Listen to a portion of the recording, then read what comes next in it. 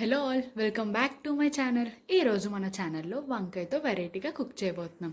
మనలో చాలామందికి వంకాయ అంటే నచ్చదు అండ్ ఎప్పుడూ ఒకేలా చేసుకొని తింటే బోర్ కొడుతుంది. ఈ రెండిటికి ఒకటే సొల్యూషన్.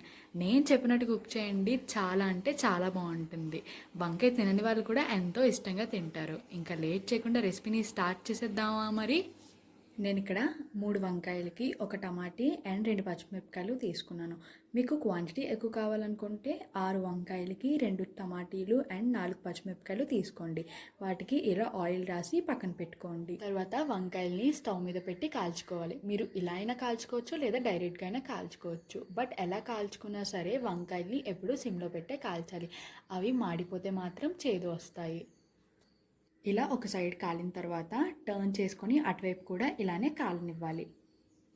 వంకాయ ఇలా కాలిన తర్వాత పక్కన పెట్టి చల్లారని తర్వాత టమాటీ అండ్ పచ్చిమిరపకాయల్ని కాల్చుకోవాలి.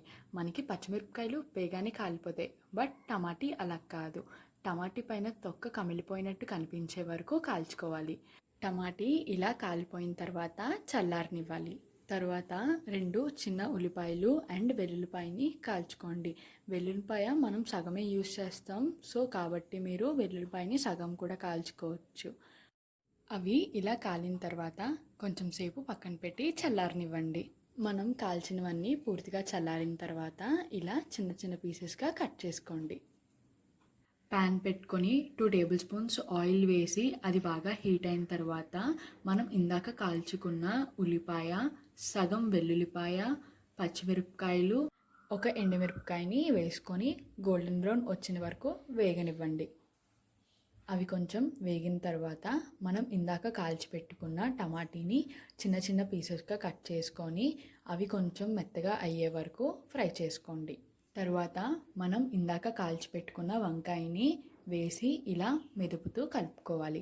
తర్వాత రుచికి సరిపడినంత ఉప్పు, 1/2 టేబుల్ స్పూన్ ధనియాల పొడి, 1/2 టేబుల్ స్పూన్ జీలకర్ర పొడి వేసి ఒక 5 to 10 మినిట్స్ వరకు ఫ్రై అవనివ్వాలి.